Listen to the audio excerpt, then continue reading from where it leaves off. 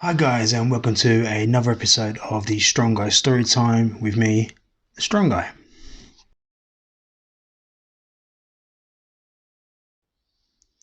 Hey guys, welcome to episode 6 of the Strong Guy Story Time. Today I'm going to read in the Children of Loki from Norse Mythology by Neil Gaiman. Hope you enjoy. Let's get to it. The Children of Loki. Loki was handsome, and he knew it. People wanted to like him. They wanted to believe him. But he was undependable and self-centered at best, mischievous or evil at worst. He married a woman named Sigyn, who had been happy and beautiful when Loki courted and married her, but now always looked like she was expecting bad news. She bore him a son, Narfi, and shortly afterwards another son, Vali. Sometimes Loki would vanish for long periods and not return, and then Sigyn would look like she was expecting even worse news. But always Loki would return, looking shifty and guilty, and also as if he were very proud of himself indeed. 3 times he went away, 3 times eventually he returned. The 3rd time Loki returned to Asgard, Odin called Loki to him. "I have dreamed a dream," said the wise old one-eyed god. "You have children. I have a son, Narfi, a good boy, although I must confess that he does not always listen to his father. Another son, Vali, obedient and restrained. Not them. You have 3 other children, Loki.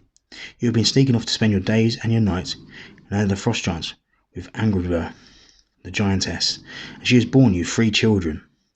I have seen them in the eye of my mind as I sleep, and my visions tell me they will be the greatest foes of the gods in the time that is to come." Loki said nothing. He tried to look ashamed and succeeded, simply in looking pleased with himself. Odin called the gods to him, with Tyr and Thor at their head, and he told them they would be journeying far into Jotunheim, to Giantland, to bring Loki's children to Asgard. The gods travelled into the land of the giants, battling many dangers, until they reached Angrboda's keep. She was not expecting them, and she left her children playing together in her great hall. The gods were shocked when they saw what Loki and Angrboda's children were, but that did not seem to deter them.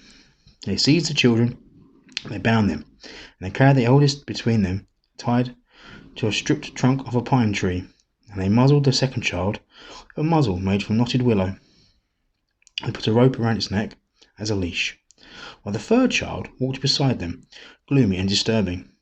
Those on the right side of the 3rd child saw a beautiful young girl, while those on the left tried not to look at her, for they saw a dead girl, her skin and flesh rotted black, walking in their midst. "Have you noticed something?" Thor asked Tyr on the 3rd day of their journey, back from the land of the frost giants. They had camped for the night in a small clearing, and Tyr was scratching the furry neck of Loki's 2nd child with his huge right hand. "What?"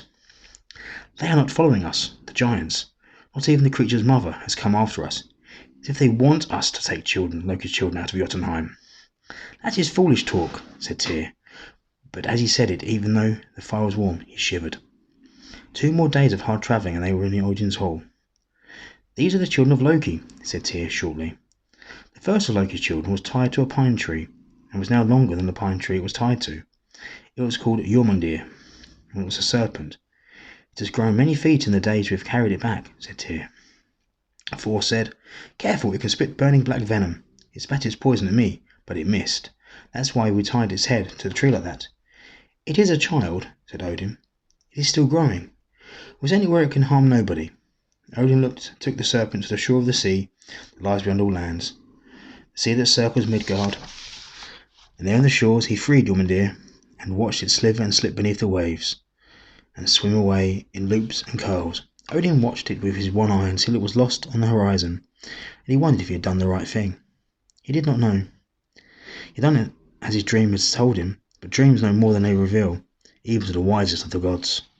The serpent would grow beneath the grey waters of the world ocean, grow until it encircled the earth. Folk would call Jormundir the Midgard serpent. Odin returned to the great hall, and he ordered Loki's daughter to step forward. He stared at the girl. On the right side of her face, her cheek was pink and white, her eye was the green of Loki's eyes, her lips were full and carmine. On the left side of her face, the skin was blotched and striated, swollen in the bruises of death. Her sightless eye rotted and pale, her lipless mouth wizened and stretched over skull-brown teeth. "What do they call you, girl?" asked the All-Father. "They call me Hel," she said, "if it pleases you, All-Father."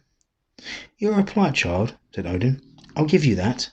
Hel said nothing, only looked at him with her single green eye.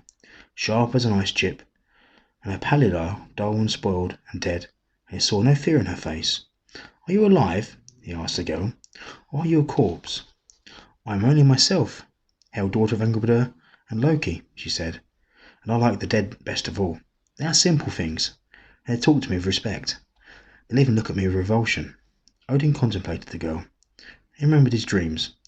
Then Odin said, "This child will be the ruler of the deepest of the dark places, and the ruler of the dead of all the 9 worlds. She will be the queen of those poor souls who die in unworthy ways, of disease or of old age, of accidents or in childbirth. Warriors who die in battle will always come to us here in Valhalla, but the dead who die in other ways will be her folk, to attend to her in her darkness." For the first time since she had been taken from her mother, the girl Hel smiled, with half a mouth. Odin took Hel down to the lightless world, and he showed her the immense hall in which she would receive her subjects, and watched as she named her possessions. "I'll call my bowl Hunger," said Hel. She picked up a knife. "This is called Famine, and my bed is called Sick Bed." That was 2 of Loki's children with Angrboda dealt with. One in the ocean, one in the darkness beneath the earth. What to do with the third? When they had brought the third and smallest of Loki's children back from the land of the giants, it had been puppy-sized, and Tyr had scratched its neck and its head and played with it, moving its willow muzzle first. It was a wolf cub, grey and black, with eyes the colour of dark amber. The wolf cub ate its meat raw, but it spoke as a man would speak in the language of the men and gods, and it was proud. The little beast was called Fenrir. It too was growing fast. One day it was the size of a wolf, the next the size of a cave bear, then the size of a great elk. The gods were intimidated by it, all except Tyr. He still played with it and romped with it, and he alone fed the wolf its meat each day. And each day the beast ate more than the day before, and each day it grew and it became fiercer and stronger. Odin watched the wolf cub grow with foreboding. In his dreams, the wolf had been there at the end of everything, and the last things Odin had seen in any of his dreams of the future were the topaz eyes and the sharp teeth of Fenrir's wolf. The gods had a council, and resolved at that council they would bind Fenrir. They crafted heavy chains and shackles in the forges of the gods, and they carried the shackles to Fenrir. "Here," said the gods, as if suggesting a new game. "You have grown so fast, Fenrir, it is time to test your strength. We have here the heaviest chains and shackles. Do you think you can break them?" "I think I can," said Fenrir's wolf. "Bind me." The gods wrapped the huge chains around Fenrir and shackled his paws. He waited motionless while they did it. The gods smiled at each other as they chained the enormous wolf. "Now!" shouted Thor. Fenrir strained and stretched the muscles of his legs, and the chains snapped like dry twigs. The great wolf howled to the moon, a howl of triumph and joy. "I broke your chains," he said. "Do not forget this." "We will not forget," said the gods. The next day, Tyr went to take the wolf his meat. "When I broke the fetters," said Fenrir, "I broke them easily." "You did," said Tyr. "Do you think they will test me again? I grow, and I grow stronger with every day." "They will test you again. I would wager my right hand on it," said Tyr. The wolf was still growing, and the gods were in the smithies forging a new set of chains. Each link in the chains was too heavy for a normal man to lift. The metal of the chains was the strongest metal that the gods could find, iron from the earth mixed with iron that had fallen from the sky. They called these chains Dromi. The gods hauled the chains to where Fenrir slept. The wolf opened his eyes. "Again?" he said. "If you can escape from these chains," said the gods, "then your renown and your strength will be known to all the worlds. Glory will be yours. If chains like this cannot hold you, then your strength will be greater than any of the gods or the giants." Fenrir nodded at this and looked at the chains called Dromi, bigger than any chains had ever been, stronger than the strongest of bonds. "There is no glory without danger," said the wolf after some moments. "I believe I can break these bindings. Chain me up." They chained him. The great wolf stretched and strained, but the chains held. The gods looked at each other, and there was a beginning of triumph in their eyes. But now the huge wolf began to twist and to writhe, to kick out his legs, and strain in every muscle and every sinew. His eyes flashed, and his teeth flashed, and his jaws foamed. He growled as he writhed. He struggled with all his might. The gods moved back involuntarily, and it was a good, and that they did so, for the chains fractured and then broke with such violence that the pieces were thrown far into the air, and for years to come the gods would find lumps of shattered shackles embedded in the sides of the huge trees or the side of a mountain. "Yes!" shouted Fenrir, and howled in his victory, like a wolf and like a man. The gods who had watched this struggle did not seem, the wolf observed, to delight in his victory, not even tear. Fenrir, Loki's child, brooded on this and on other matters, and Fenrir's wolf grew huger and hungrier with each day that passed. Odin brooded, and he pondered and he thought. All the wisdom of Mimir's well was his, and the wisdom that he had gained from hanging from the world tree, sacrificed to himself. At last he called the light elf Skirnir for his messenger to his side, and he described the chain called Gleipnir. Skirnir rode his horse across the rainbow bridge to Svartalfheim, with instructions to the dwarfs on how to create a chain unlike anything ever made before. The dwarf listened to Skirnir, described the commission, and they shivered, and they named their price. Skirnir agreed, as he had been instructed to do by Odin. Although the dwarf's price was high, the dwarfs gathered the ingredients they would need to make Gleipnir. These were the 6 things the dwarfs gathered. For firstly, the footsteps of a cat. For secondly, the beard of a woman. For thirdly, the roots of a mountain. For fourthly, the sinews of a bear. For fifthly, the breath of a fish. For sixth and lastly, the spittle of a bird. Each of these things was used to make Gleipnir. You say you have not seen these things. Of course you have not. The dwarves used them in their crafting. When the dwarves had finished their crafting, they gave Skirnir the wooden box. Inside the box was something that looked like a long silk-looking ribbon, smooth and soft to the touch. It was almost transparent and weighed next to nothing. Skirnir rode back to Asgard, with his box at his side. He arrived late in the evening, after the sun had set. He showed the gods what he had brought back from the workshop of the dwarfs, and they were amazed to see it. The gods went together to the shores of the Black Lake. They called Fenrir by name. He came at a run, as a dog will come when it is called, and the gods marveled to see how big he was and how powerful. "What's happening?" asked the wolf. "We have attained the strongest bond of all," they told him. "Not even you will be able to break it." The wolf puffed himself up. "I can burst any chains," he told them proudly. Odin opened his hand to display Gleipnir. It shimmered in the moonlight. "That," said the wolf, "that is nothing." The gods pulled it on to show how strong it was.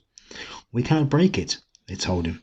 The wolf squinted at the silken band that they held between them, glimmering like a snail's trail or the moonlight on the waves, and he turned away uninterested.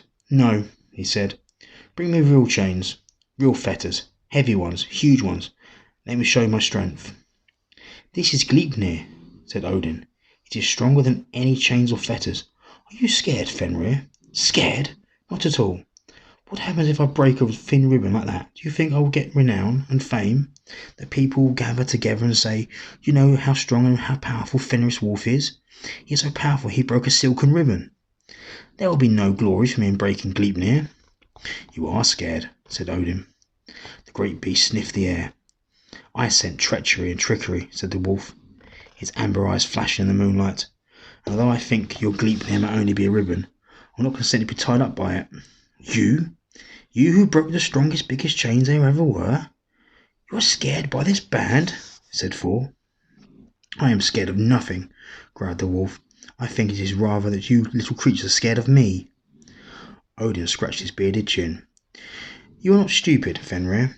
There is no treachery here, but I understand your reluctance. It would take a brave warrior to consent to be tied up with bonds he could not break.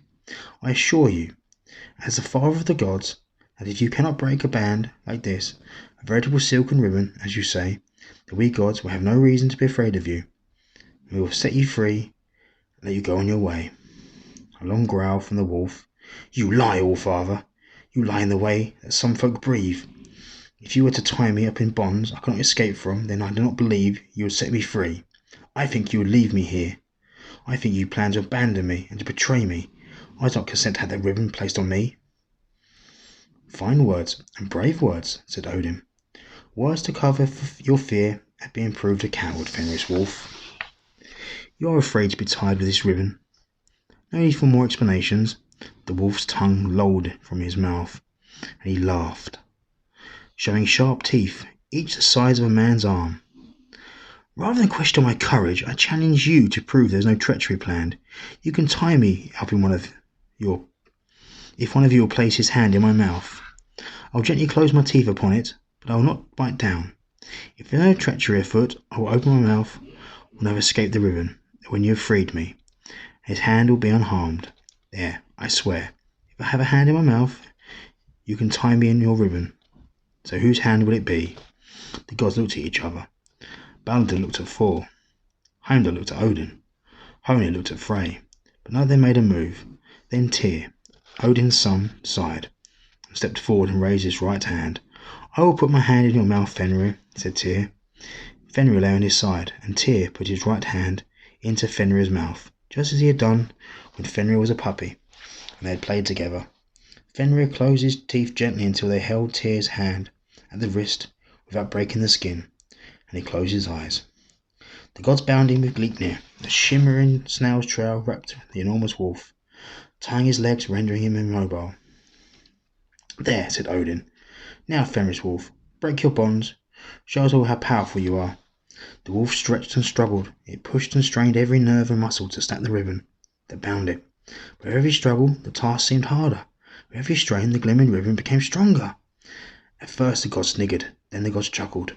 Finally, when they were certain the beast had been immobilized and they were in no danger, the gods laughed. Only Tyr was silent. He did not laugh.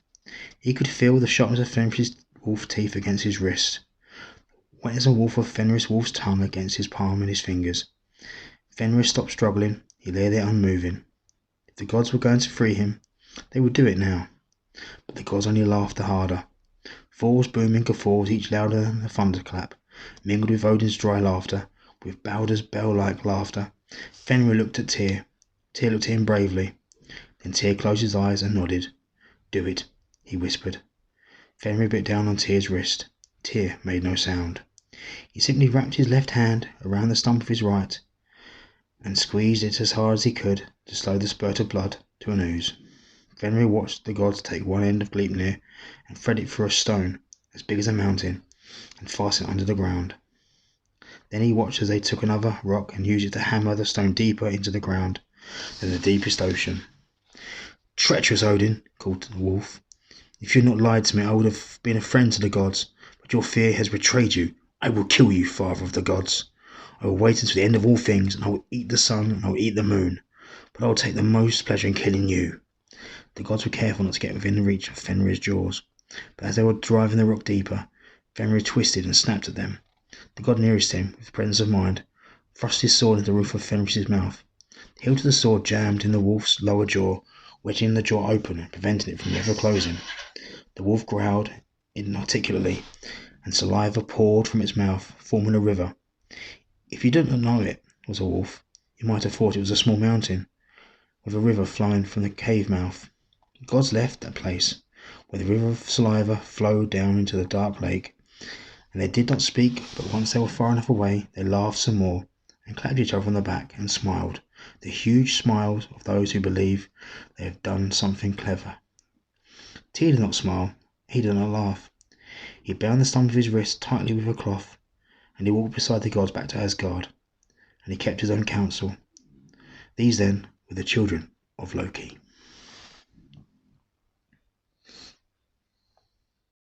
So that was episode 6 of the Stronger Storytime, The Children of Loki from Norse Mythology by Neil Gaiman.